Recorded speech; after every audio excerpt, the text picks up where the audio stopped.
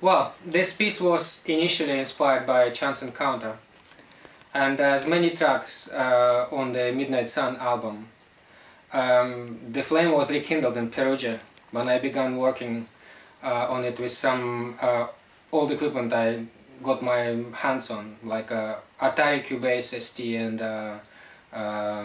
old stuff, old Fatar keyboard. Anyway, actually the first draft of this track was recorded on these old floppy disks, you know.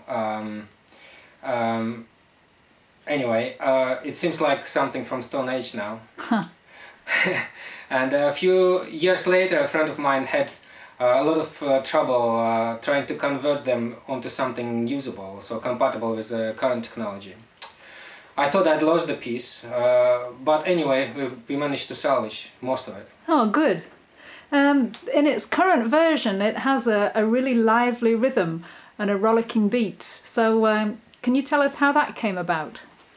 When I was working on the tracks for this album, I decided Encounter would fit in well with the selection. So I restructured it, and all the awkward kind of superficial parts fell away. And so structure became very clear. I added the central piano solo with a Celtic twist to it, and this brings a shift in the meter. So actually this came to me spontaneously, but when I recalculated the meter to for the recording project, it turned out to be pretty complex. So the rhythm section is playing solid 4x4, so that is a hypermeter, while the piano solo is playing 6 tuplets on top, creating the rippling effect, and you know, it is much faster. Well, there certainly is a rippling effect. A lot of your compositions are influenced by your classical training, you know, the training that you received in St. Petersburg at the Conservatoire. So, yeah, and also, of course, your influences have been the great jazz musicians like Miles Davis and so on. But would you say that Unexpected Encounter has a particular classical influence in it? Well, yes, you can say that. You can say that it's partly influenced by romantic composer like Chopin, for example. But it has a Baroque structure as the you know, foundation, backbone. Because romantic compositions, they tend to have more sloppy meter interpretation, so they're kind of all over the place. While Baroque pieces are like you know, architecture, like crystals, and in a way the freedom of Baroque is more precise, because it's based on a precise meter, and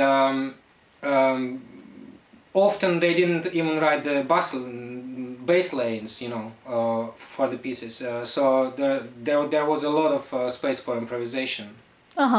Okay.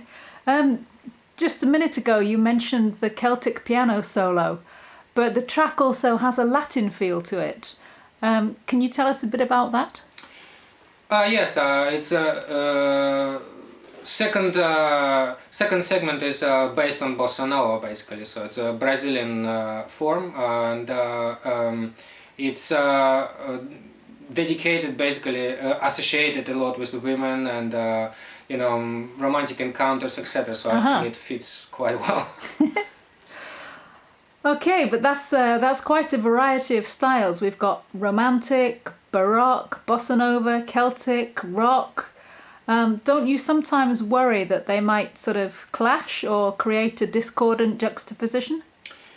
Well, I believe that any sort of style or art form has its use. It's like if you imagine a painter using the different colors, or for example in multimedia age using different technologies, or you know, you can use oil paint, and then you can use some sort of application, or I don't know, different things, and if it works for the whole piece, then that is success. If it doesn't, then you just didn't get it right.